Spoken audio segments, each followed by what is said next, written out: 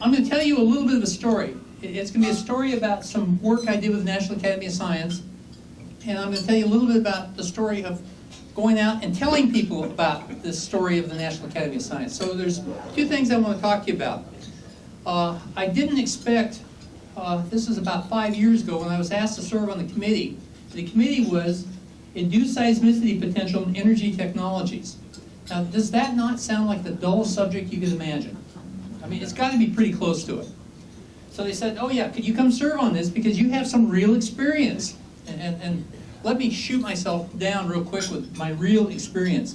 My real experience is I work in a supergiant oil field that had subsidence, a very significant amount of subsidence, 27 feet. Okay, and when you're at sea level, 27 feet puts you underwater. So it's good if you're a submarine, but not so good for an oil field typically.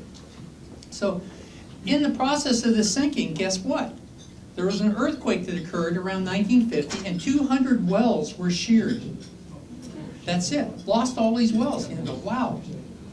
So a guy said this earthquake that occurred, this thing happened because of the subsidence in the field. And the guy's name was Clarence Richter. You've heard of the Richter scale? So could anybody argue with that? Okay? This was it. So the city of Long Beach said, well, we got to study this. And they spent many, many, many millions of dollars putting in a seismic network and following this for the next 30 years. Okay, I was in charge of that network for a while. And do we think we had any more events? No, we didn't have any more wells sheared, anything. So when I come onto this committee and we have to present your stuff, my first thing was to make a presentation of what I knew about it based on Richter's work and other people's work that happened. And a number of papers have been published on this, and present it to him. And while I was giving my talk, I could see two guys, a guy named Jim Dietrich and another guy named Emmanuel Detrernay, who are both rock docs, really rock mechanics experts. And they're both shaking their head. I was there going, what did I do wrong? Guys, tell me. They both said, it didn't happen. I said, no, we know it happened. All these wells got sheared, and we had this earthquake. They said, no, it didn't. It didn't happen. You didn't have enough surface area that broke to create a magnitude 3 earthquake, which was what was claimed. Clarence Richter got it wrong. I'm sitting there going, uh-oh, you mean the reason I'm on this committee is because of this and I just blew it and it's gone? So that was my introduction to the committee.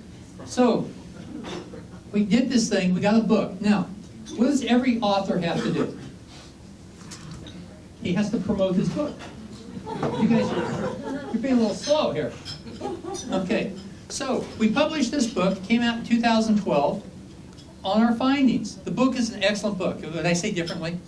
Okay. So, it's an excellent book. If you want to buy it from the National Academies, it's $63. Now, I don't recommend that method. I got the PDF here. Anybody here can have the copy of the book, and it prints out this way, which is bigger and nicer. It's free. So, if you need it, it's got a lot of great references and things in it. Okay, I'm assuming everybody here knows what the National Academy of Science is, right? Some of you do, I see a couple heads know. Okay, this was formed by Abraham Lincoln, and the idea was to get America's best scientists together, and they would advise Congress on up-and-coming events. Okay, and they would have the National Research Council, and they would set up committees. Okay, I got called to be on one of these committees. I had been on one 10 years earlier on preserving Earth science data. So, they have rules. They produce the talk, okay? And the rules say, I have to read the talk. Okay, I'm not going to read the talk. You guys are going to read parts of it for me, but I'm going to tell you some other stuff that goes with it.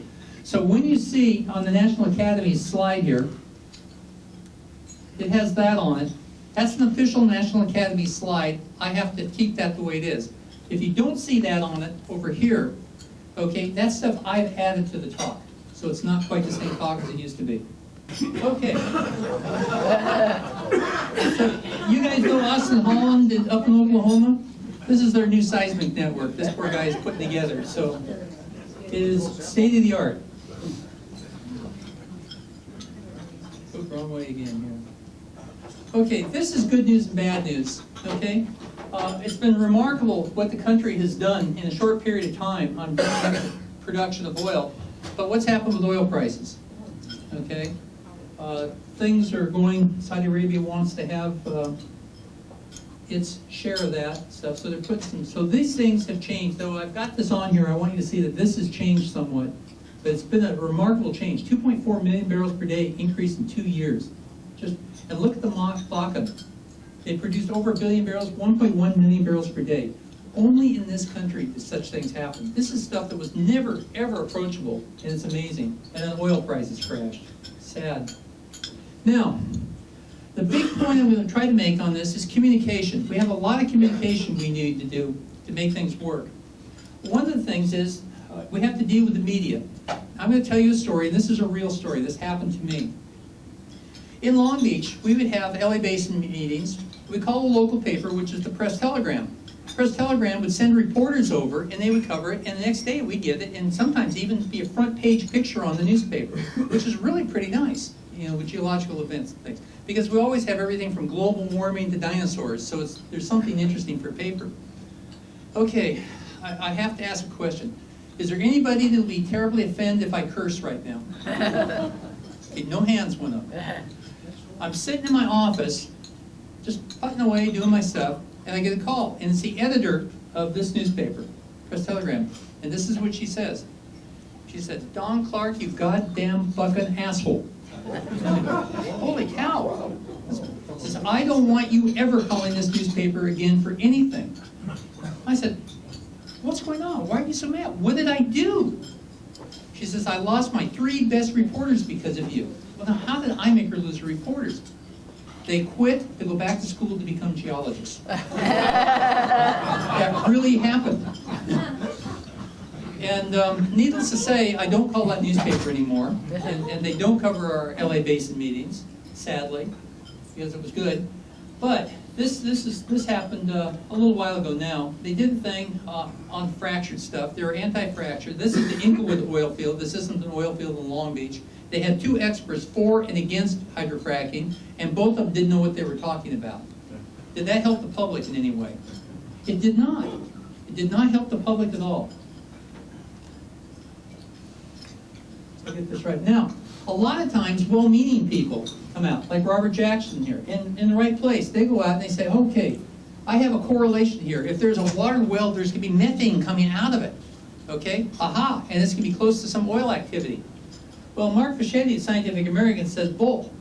He says, that's not a correlation that really works. Now, let me throw you out some information that is not published, that just came out, because I was just up in North Dakota in Bismarck.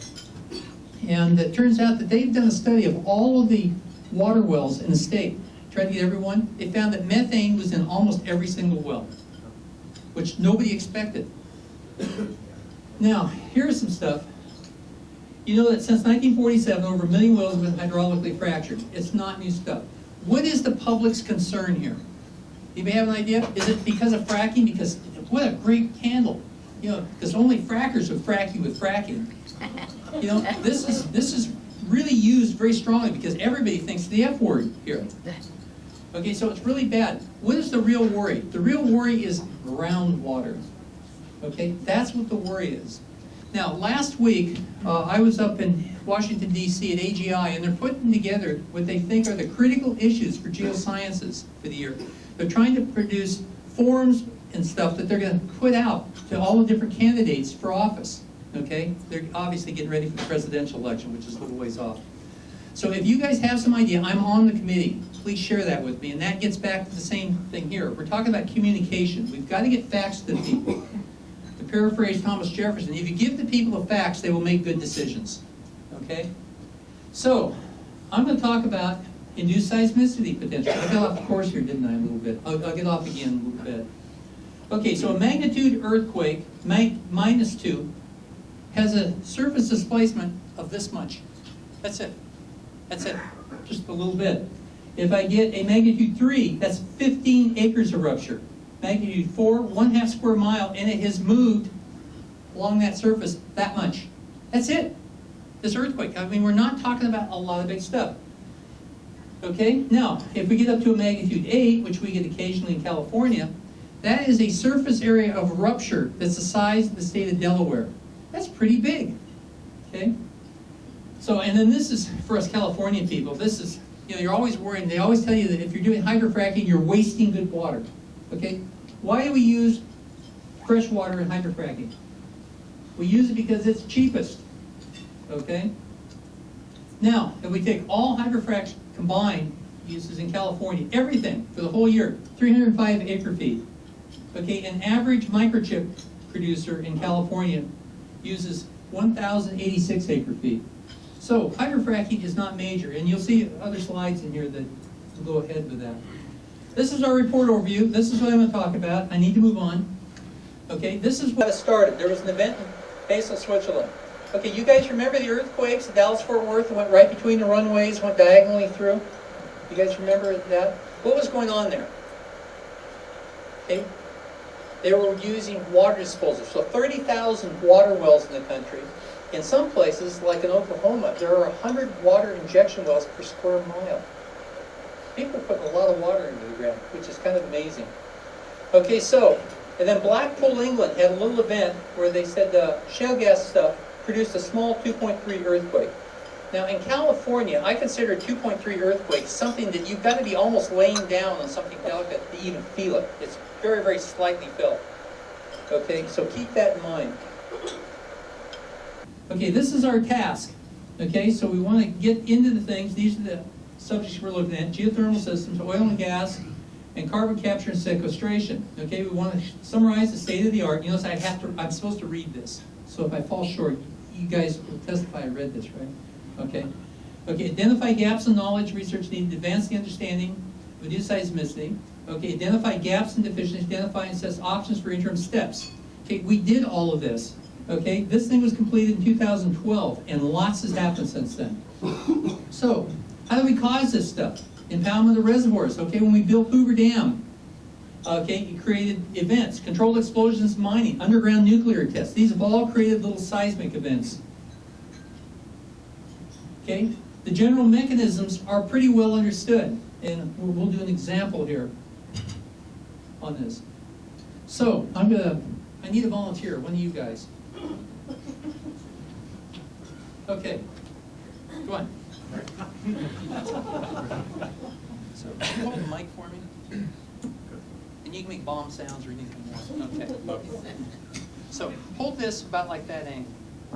Okay, so it's leaning. Okay, can you guys in the back see this? Okay, let's hold it higher. Okay, don't hold this book, just the lower one. Okay, now, if I hold my hand here, what am I doing? I'm putting a force to it, right? What if I let my hand go? It slips, okay? That's important. So you saw that. That's it, thanks. Next stop, Hollywood. Yeah, Scott, you're set. Okay, so what happens is it slips. So as I put water in the ground, what am I doing? I'm increasing the pore pressure. In other words, I'm floating a little bit, and the coefficient of friction has been reduced. Am I lubricating that fault? Yes. No. That's the big thing that most of us geologists, people think, oh, I'm getting that slippery water and stuff in there, it's lubricating the fault. It does not have anything to do with it. They've actually done studies on this. The references are in the book. Okay? It is actually coefficient of friction from the pore pressure. Okay? So that's the big deal. So, these guys, I know I put my, here it is. So we go into this big thing on it.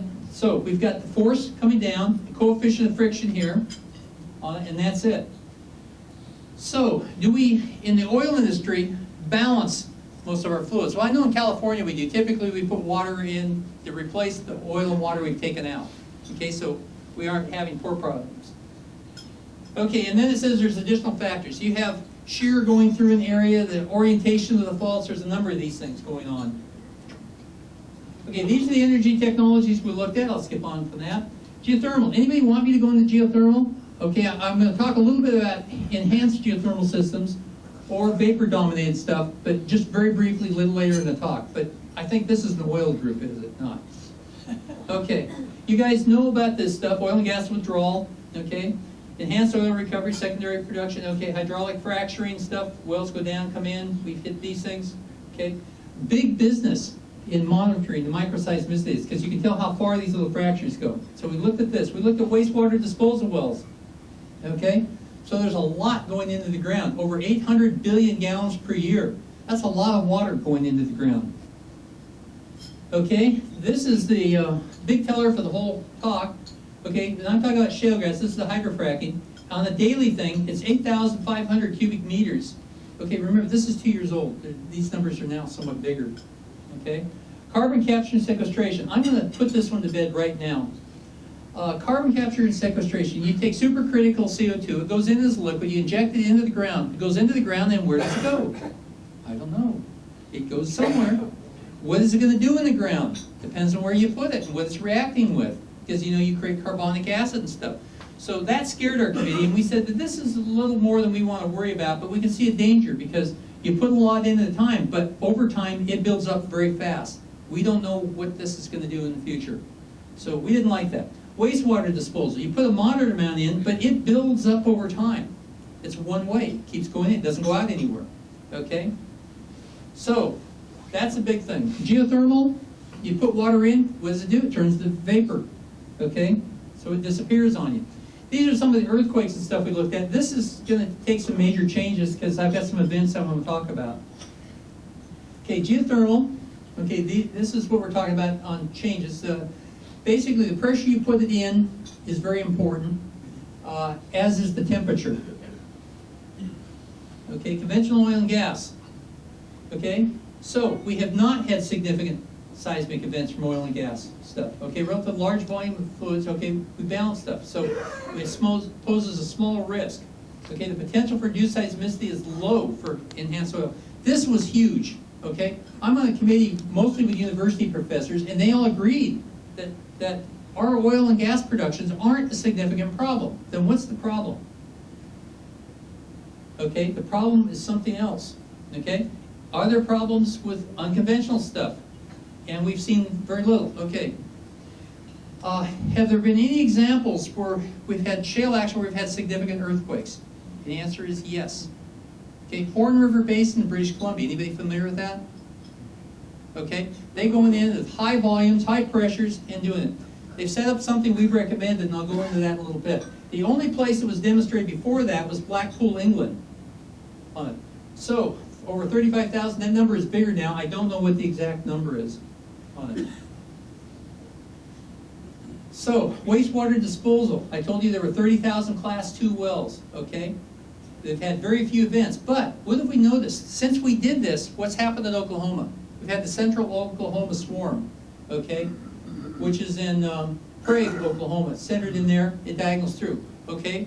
We've got the Guy Greenbrier in Arkansas, the same sort of thing, a diagonal thing going through. These are very interesting events. We've gone from a few events to many, many events in the hundreds per year on a place that didn't have any, including record earthquakes. So these have all happened since we did this report, but by the report, see, it has National Academies thing. I have to stay with that. There are changes, and we'll go into that in a little bit. Induced seismicity carbon capture, I've already told you about that. Let's go by that. Okay, these are our summary points. Rate of injection extraction. Now I get to tell you guys some stories. Okay, ever of you heard of the Rocky Mountain Arsenal? Okay, remember what happened in 1966, 67, thereabouts? Okay, the Army had a whole bunch of nasty chemicals they wanted to get rid of. Okay, they didn't want to tell us what they were, but they wanted to get rid of it. Now, this is a place that is between the airport in Denver and downtown. You drive by, you can see the signs for it. So, their logic was, and you tell me if their logic was right, their logic was, let's drill a well into the ground deep, below anything that people will produce oil or water from, okay? So these are going to be hard crystalline rocks, okay? What's the permeability of these hard crystalline rocks? Yes. What's the porosity of these rocks? Zip. So what they did is they put a lot of water into the ground until it couldn't dissipate. Okay, remember the pressure has to dissipate. It wasn't dissipating, so you got events. And what happened with these events? They started stepping towards downtown Denver. That upset one or two people, especially people in tall buildings. They didn't like that. So the Army said, oh, okay, well, let's do something. They stopped it. What happened to the earthquakes? Stopped. The earthquakes stopped. So they said, oh, it's all fixed. Let's do it again. They went right back in and did it again. So they said, oh, no, and started getting earthquakes. So then they said, no, you're stopping. Guess what? The earthquakes have started up again. Now, this has happened since we did this report, so you can get into this stuff. Now, what's happened? is this stuff relaxing? Are we getting other vents? Or is the Army injecting some stuff thinking we aren't going to figure it out? But something is happening here. So that's an interesting thing. Now, around the same time, started in 1957, about 1967, Chevron had an oil field in Rangeley. Okay, anybody familiar with what went on there? They wanted to find out what it would take in kilopascals to cause these things. So they ran the pressure up and down and got small earthquakes events. It was a very good scientific project. Now, I've got a story I have two stories to tell you. Okay, and they are the exact same story, but from two different viewpoints. Right as we were finishing this thing, okay, Christmas Eve in Youngstown, Ohio, they had an earthquake. Does anybody remember that? The Youngstown earthquake in Ohio? Okay, they had an earthquake. It was significant, and I'm having a senior moment here. Let me give you the numbers so I can give those exactly.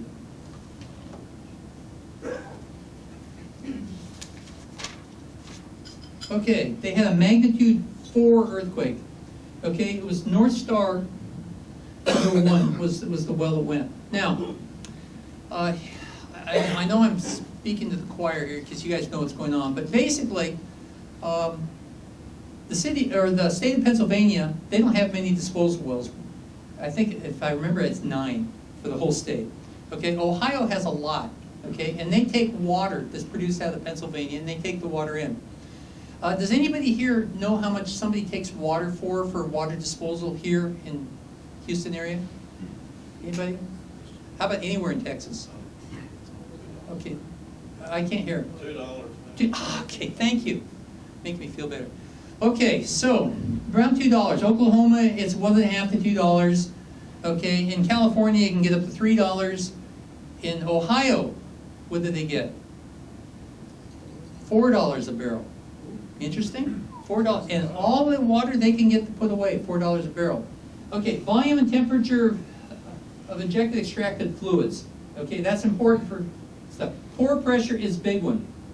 Okay, you guys have heard of the Paradox Basin in southern Colorado? Okay, and what's the river that goes through there? The Dolores River. Okay, it goes through, it's really nice, and what they have is they had a lot of salty water because there's a salt dome under there. They want to get rid of that stuff, so they drilled a well very deep. And the nice thing here is I've had some people also in the audience, so if you're part of any of these things I'm talking about, please harp up and tell me about it so I can include it for the next talk. Okay? They were supposed to go down. They drilled 14,000 feet. They put the water away. They set up, they monitored for seismic, which they did the right thing. And first they got some little vents here, and they up and down the amount of water, got little vents, and then 8 kilometers away, way over there, over the mountain down the other side, they had an earthquake. What happened? They checked it. There were no known faults in the area. There were no unknown faults in the area. Okay? They couldn't figure out why. Why do I put the water in here and 8 kilometers away, way over there, am I getting earthquakes? It turns out, and this is my best chance to find out who, because I don't know the name of the guy. Okay? Some geologist that lives out of Houston had mapped a stream channel that went through that over the hill, and it ended at a fault on the other side of a mountain. Okay? This followed his thing exactly. Does anybody know who this guy is? Because I'd love to use his name. Because what a brilliant guy this guy was. Come up with this. So nobody? Okay. It was a hope. This was my best chance. And I was in Grand Junction a couple days, or 2 weeks ago. Okay, so permeability, porosity layers are very important. False fault properties, fault location, orientations, everything. Okay, crustal stress. Okay, distance from injection point, you can see that can vary. Now, let me throw something in here that's a conclusion that wasn't part of our conclusion on this that's very important. When you get these induced seismic events, they usually come in and they build up. They get bigger and bigger. If you see them coming, all you do is dial back a little bit, inject a little bit less, and they should come down. They almost always do. I don't think we have any examples where they don't. But that doesn't mean that that's the last event. Okay, once you dial it down, they don't get any bigger than the event that you were dialing down. But they may come 5 years or 10 years later. Okay? So that's something that seems to be there. Okay, understanding hazard and risk. This is a very, very important issue, and I'm going to jump away from the slide. Pretend like I read it, because this is one I have to read. Okay? What's the difference between risk and hazard? okay? We're in a tall building right here. If there's the risk of falling here if this window isn't here, correct? Okay, okay, there's a risk. What that fall is a hazard. That's a real hazard. The window reduces the risk if it's there. If that window's not there, the risk increases. Okay, so when I'm doing one of these events, I need to understand the difference, okay, between risk and hazard. If a hazard is there and the hazard is out in the middle of the desert and nobody is near it, does it matter? No. Okay, so I can have a larger event. If I'm getting earthquakes downtown Houston, Texas, does it matter? A whole bunch. Okay, and if you're in a tall building and you get a magnitude 3.5 earthquake, you're going to be swinging up above. Okay, so that has to be considered in all these things. A lot of people like to set a rule. A rule has hard and fast and stuff. That's not the way to the solution to this problem. Okay, in the process of giving this talk, I've talked with a lot of agencies. I've talked with governors groups. I've talked with regulators all over, including in Canada and things. And understanding this has been one of the toughest things, is understanding risk and hazard and how you move forward. Now, as an oil man, you know risk, okay, and stuff, and you deal. If you know what the risk is, you can manage that. If you don't know what it is, you can't. And that's the important thing, is to separate those two. Okay, government responsibilities and stuff. Okay, we looked at this, and our first conclusions were, and it was for all of us, including I had worked a lot with government myself, is did government work well when these things happen? And our first thought was no, not even no, it was hell no. As it turned out, almost always the people were so conscientious that all levels of government, from local government all the way up to the federal government, worked very well together to get into these things and solve the problems. And a lot of times universities jumped in too. Okay, so that was good. We like to see that funded, and that's what this is. And of course, remember, I'm in the National Academies. Who do you want to have funded for all this stuff? USGS. I always want to have it go to those guys. That seemed to be plugged into the thing. Okay, so net fluid balance, very important point. Okay, energy technologies, the main balance of fluids, don't seem to be a problem at all. Okay, best practices protocol. Okay, this is the last big issue before we tell more stories. Okay, on it. What you've got is if an event happens. Okay, we made some recommendations. These recommendations are being codified right now all over the country. Okay, and our recommendations are: one, start setting up a baseline. Understand what's there before you start operating. Okay, if it's groundwater you're worried about, and by the way, that's the answer here, it's groundwater that everybody's worried about. Okay, go in, monitor the groundwater, find levels, find salinities, find everything you can about it. Okay, next thing you've got is seismicity. If you're worried about induced seismicity, because that's what our committee was about, then you've got to set up seismic networks, set them around. This isn't the stuff you use for seismic jobs and stuff. These you need to have statewide. Oklahoma's jumping into this pretty big. And Austin Holland is the guy that's monitoring this stuff in Oklahoma, and it has beaten the crud out of the poor guy. I mean, this is really beating him up. This is tough. Ohio brought a woman on to take care of this, and she got driven out very quickly because it's difficult to deal with people. Okay, so you got to set this up ahead of time. Now, if you're Scott's putting water in the ground right here, okay, he needs permission from somebody. Okay, so Paul right here, he's the regulator. So they talk together to see what they need. But Gary here, he's a resident, and he's worried about that Scott might put some bad stuff under his property. So he's a little concerned and doesn't want anything bad to happen. So they need to do something. Okay, so Paul says, okay, we got to set up some monitoring, find out conditions before Scott can do it. They set that up, they do it. Okay, and Paul, you share it with him because he needs to know it. Okay, you also set this stuff up in some public place. And by the way, this stuff is going on now. At the time we did this, it wasn't. Okay, and then Paul says, go ahead, Scott, you go ahead and drill your well and start putting away water. And Scott does. He starts putting away water. And you decide on the rate that you think is reasonable. You get a magnitude 2.4 earthquake. Uh-oh, we got to have standards here. At what point is it scary for you on an earthquake? How much of an earthquake can you guys take? With me, I could say 3.5 wouldn't bother me. It's not going to break much of anything in my house or anything. A 2.4, I'd have to almost be laying down to feel. Ohio has 2.4. That's what they say. So I went to the ODNR talk, and they said, well, you in California, you're used to it. You're not like us. We're sensitive here. So I said, okay. So we go with that. Okay, so you have to decide, okay, at other places, like up in Canada, let's see, they used green light to magnitude, yellow light for magnitude 2 to 4, and red light if it's greater than magnitude 4, okay? So they're going to set these things up. Now, you get to the point where you've got something, Paul says shut down. Now, what are you going to do? Is he going to lower the amount injection, shutting down completely and tell them to go away, or what? You've got to have that planned up ahead of time, okay? So you know what the risk is, Right. okay? Now, if it goes on, you're going to have a problem. You may say, I want to put some more in, and you work back and forth until you get the optimal amounts. But if you get a bigger earthquake, guess what? You're done. Now,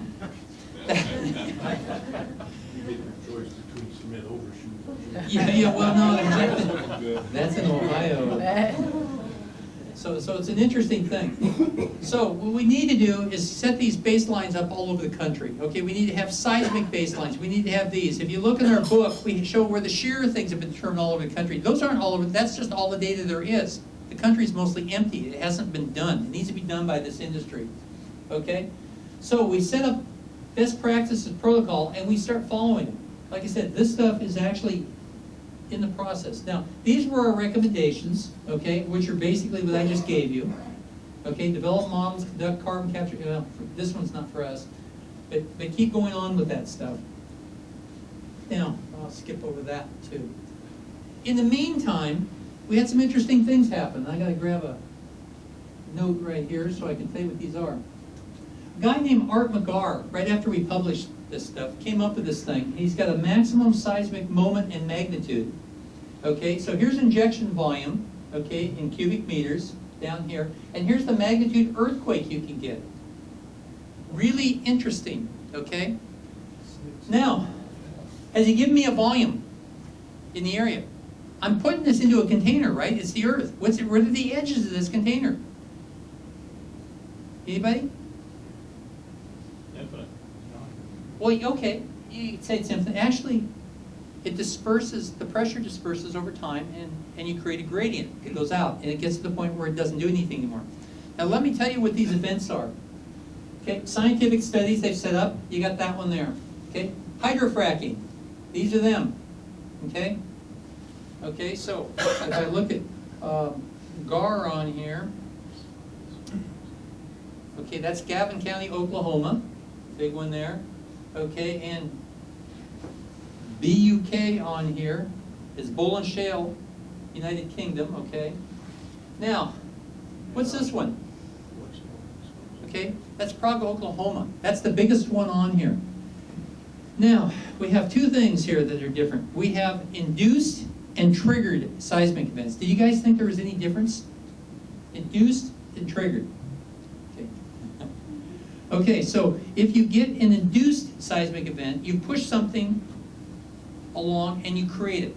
A triggered one means it's going to happen anyhow, you just make it happen sooner. So it's on the edge, it's tipping, it's a matter of time to do it, just it happens, you happen to walk by and over it goes. Okay, so those are the things.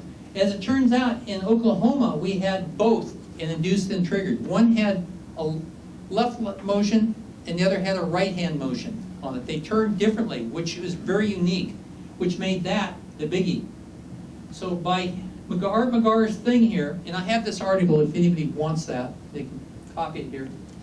That's the biggie. Okay, now here's Youngstown.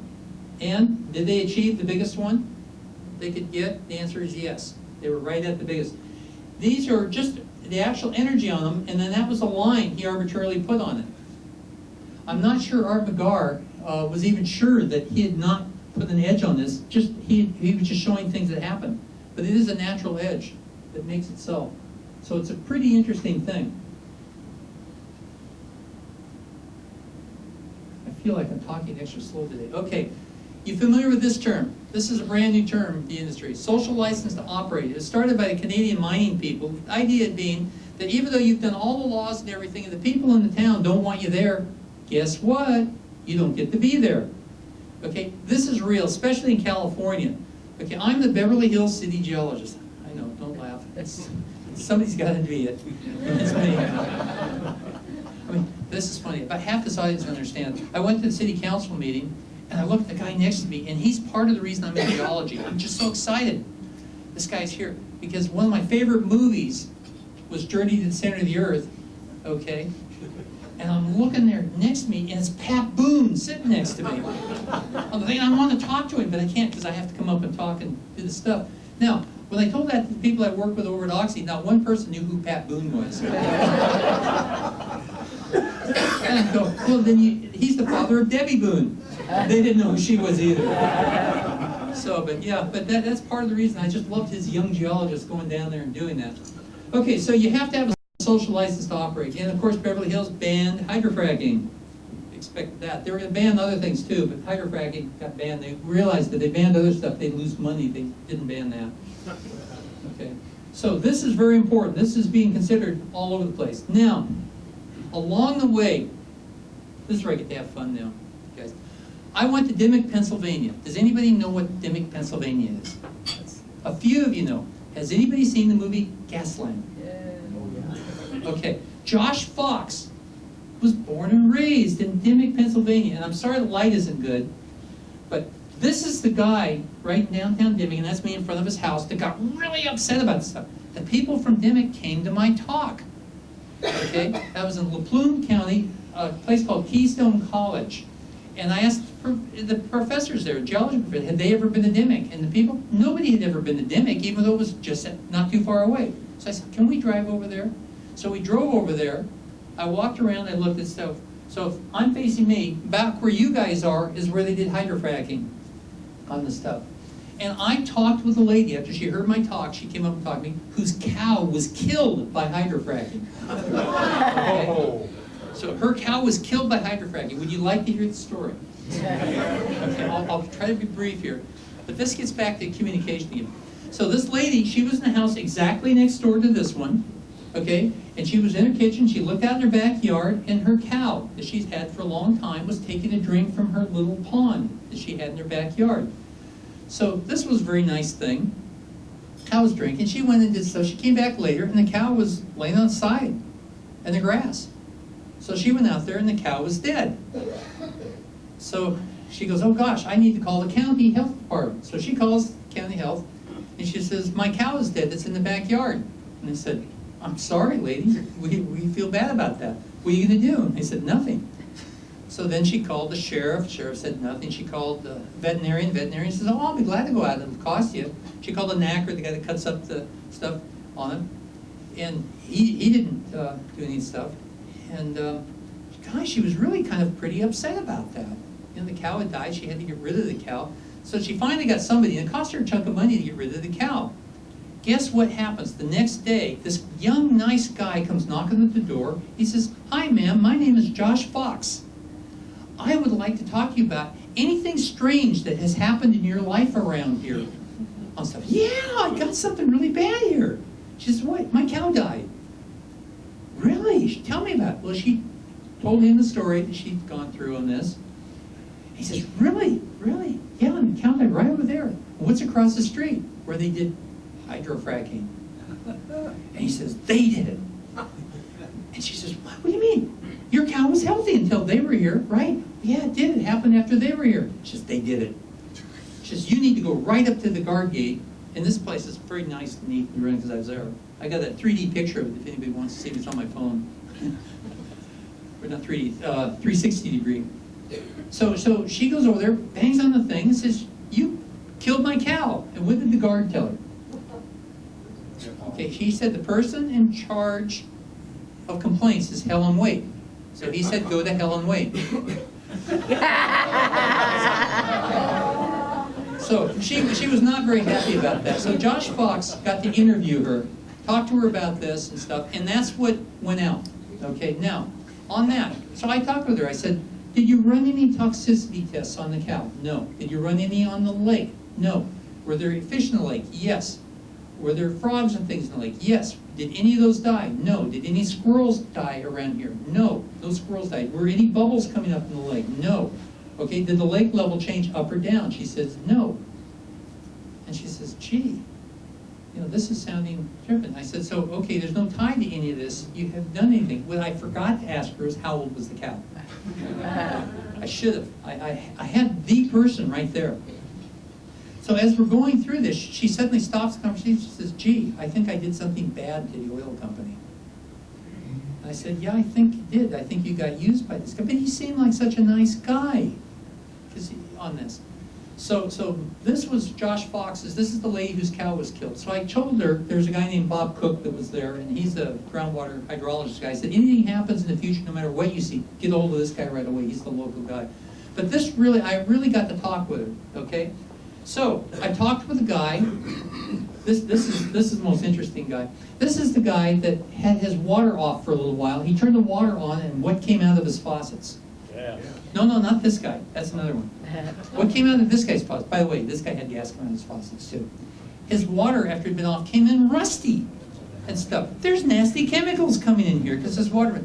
Has anybody ever had the water off in your house? What happens when you turn it on again? Yes, it's from the lines. Okay, this guy said no, because who had talked to him? Josh Fox had talked to him and told him that he would be a banner bearer for the environmental movement on this, and they were poisoning him, and all he has to do to prove it is turn it off and let it collect a little bit and turn it on again. This guy bought that. Okay, Josh had him completely hoodwinked on this. So everybody in Dimock, nobody has any signs up, everybody's for it. The people in the town, I've talked with a bunch of the people in the town, and this guy is the only guy that holds out. All those signs are all falling apart, but those are the same signs you saw in the news, okay, when the stuff is covered. Now, the guy with the gas, okay, just like here, there's shale gas, coal bed methane and stuff that comes up, and their groundwater goes through these things. They get a lot of it. I mentioned earlier that North Dakota had monitored them all, found them all. They're finding the same thing. Okay, Ohio's now looking into doing the same thing. That there's a lot of that. It's been there for years. There's even a town not too far away called Gasland, close to this town. So these things are going on. Did they set that thing up? Yes, they knew that was going on. Now, I have to hit you with the biggest one of all.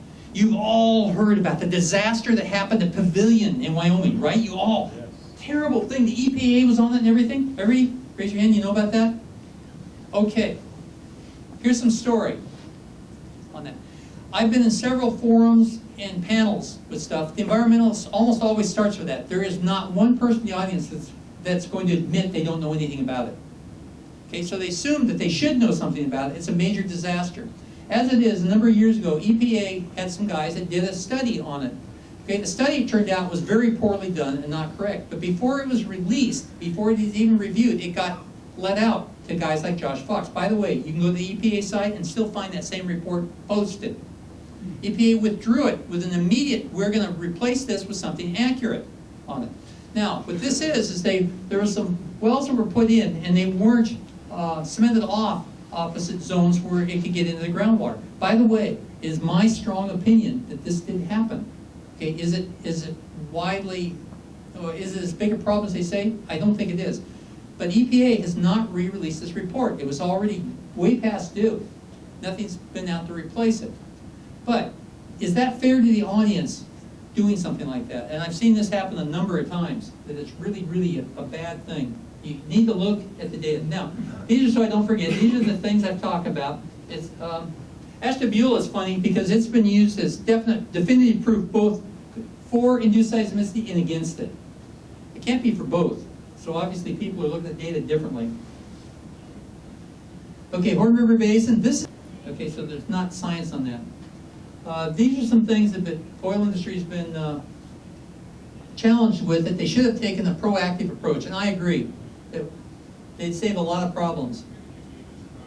Okay, now, the Central Oklahoma Swarm, you've got stuff. You guys remember in October 2014, the earthquake, magnitude 4 in Cushing? What's significant about Cushing? Storage. You know, if a terrorist was ever going to get this country, where should they put their plane? Yeah, okay. Real easy to fix. What happens, the failure here, from California, is you get what's called an elephant foot failure in tanks if you get something happens. And these things could just burst all over. Okay? If they strap the lower third of the tanks, they would reduce the risk very quickly. Okay, but that's a surprise that Cushing is getting earthquakes. Okay, now, the Oklahoma events are interesting. The USGS just published a paper, and I wish I had a copy of it right now, that said that the Mali earthquake in South America happened the same time as the event started up here, and that maybe this is teleseismic activity and the plates are going through a major adjustment, and this was going to happen no matter what we did with the groundwater. Okay, so I think that's going to fall out sometime in the near future to see what's going on. So this is the earthquake, okay, and you can see it was, I think it would say it was the 8th largest event, 8.8 magnitude. Oh, 6th largest earthquake ever to be recorded. So it's a huge earthquake, and it looks like it might be causing earthquakes in Oklahoma, Arkansas, and Missouri. Okay, so there's where it is down here, and that event did stuff there. Oh, interesting thing too, USGS just, and that's something from the earthquake. Something that impacts us. You guys remember the family in Dallas that were getting headaches and nosebleeds, and they went to the judge, and the judge awarded them only the cost of repairing stuff because of being closed. Well, this has been applied to California also, and one of the local facilities, downtown Los Angeles, was shut down because the neighbors found, hey, if I claim oil nosebleeds, they'll shut down the facility, and it worked. They shut the facility down, so you gotta be careful. Taking that a step further, remember what happened with the earthquakes in Italy when the geologists, or the geophysicists were looking at the stuff and they said, well, we're not sure the earthquake's going to happen. Will it happen and kill them? Those guys got 6 years in jail for that. Okay, so another report a guy does, 500 barrel a day field, they said it may have induced a 5.9, 5.8 earthquakes. There's no blinking way. This field's too far away. It was the closest thing, and these guys were just trying to save their butts on it. But be careful. The French and Germans banned hydrofracking based on Josh Fox's film. If you have not seen Gasland, you must see it, because you do not know the powerful tool the other side is using on this. So, this is my committee. Murray Hitzman, the Colorado School of Mines chair, Manuel Deschernay and Jim Dietrich were the rock guys. David Dillon was the guy who was dealing with the government rules. Sidney Greene, did anybody see Ice Age? Remember Sidney in Ice Age? He's just like him. He looks like him, acts like him. He's as lovable as you can possibly be, and really smart. But that said, okay, and his company was bought by Schlumberger now. Bob Hanger and Julie Shimada, they monitor microseismic. Rob McGuire, okay, he does risk assessments. Jim Mitchell, I don't know what he did. Okay, I'm sorry. Bill Smith, he's our geothermal expert on this thing. And I think that was it. Are there any questions? I have more stories, but I figure I get the hour, so I better stop. This is pretty big, and by the way, this stuff is now extending into Alberta. Okay, they're going at high rates. And by the way, this not what they've done here is they just agreed that it causes earthquakes and moving on with it. Come on, you got to ask some questions. Some of this is happening right here in Texas. So what do we do? My recommendation, the answer, or his question was, what do we do? Okay, if the oil industry and the water disposal industry takes proactive action, they're going to start monitoring things right away on their own. They don't need to look for somebody else to do it. The money is going to come. Bureau of Economic Geology is looking at that. If you need a certificate, they're going to be out on the back table. Is that right, Andrea? Yes. So pick one up as you leave if you need a certificate. Yeah. So things are moving along all over the country. Cities, legislatures, city, county, state, they're all working on it. You saw I said the things that had been done, we wouldn't have had problems. We got a lot of problems that are self-made because we haven't been proactive enough. We need to engage in this. I've had a whole bunch of people tell me I'm an idiot to be doing this, to come out here and talk to people, because I talk to any group. It doesn't matter what they are. They don't have to be oil groups. They can be any type of group. Some of these groups are in very strong anti-oil type areas. I have found every single crowd to be attentive, polite, and look at the stuff. They're willing to, they say, well, we never heard this stuff before. Why don't the oil companies tell us this? And the answer is, well, I won't give you the answer, but there is a reason. But they don't. They typically don't. Another question?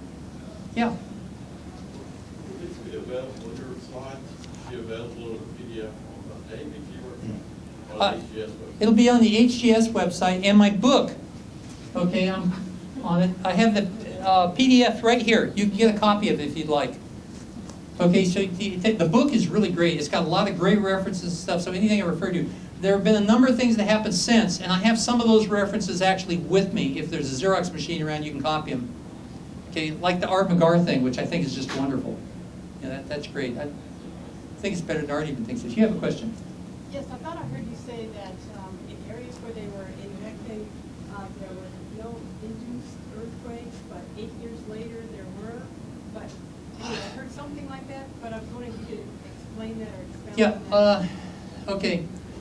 For example, Rocky Mountain Arsenal went quiet for a long time and then had some events. And what we've seen is over the country, a lot of times you go quiet and then something happens that triggers it, and you get another event. It happens many years later, sometimes many, many years later. And some of these things are coming up right up to now. Matter of fact, I think they just even had some events in Kansas. But pore pressure, if it doesn't dissipate, it can happen when the conditions are just right. Okay, if it can dissipate. So the porosity and permeability are critically important here. Okay, and the pore pressure is critically important. Those three go together. And when you work those, you can go with it. Now, we didn't have anything predictive, but what we do have is that if an event happens and you're injecting, slow it down. Does that mean it's over? No, but it won't be any bigger than the event you just had. So that's the good news that's come out of this stuff. And that wasn't expected. Now, do we need to do the rest of this report, all the stuff I've added to this, and update this? Yes, but nobody has come forward to finance this. Okay, Department of Energy did it when we got done with this report. I had to go all over Washington, D.C. back and forth talking to lots of organizations and stuff. DOE kept me going for over a year. National Academies kept me going for another 6 months. And then AAPG jumped in and said, can you do this for another 2 years? Which is like... But it's a constantly changing thing. So every time I give this, there's new events that have happened that I try to incorporate into it. And I have to drop some stuff out. And it's easier to drop the National Academy stuff and just tell you the conclusions. There is a system out there now. I should share that with you guys because you guys might want to do it. I can't remember the name of it right off, but I can find it. Where you go in and they'll give you a free seismograph that you can keep at your house. Your promise is that you'll put it online so it streams to them. So they're just little devices about that big, and you plug it into your computer, and it does the seismicity wherever you are, and it sends it to a large database thing. And like I said, the seismographs are free as long as you'll maintain, let the data go to them. I have to call things to a quick so people can get back to work. Don, I just want to say on behalf of the Houston Geologic Society, thanks for coming. Oh, thank you. There's a little thing, if I don't would. throw it at me. There you go. Let me give you that. There you go. And if you need a certificate, they're out on the table in the back.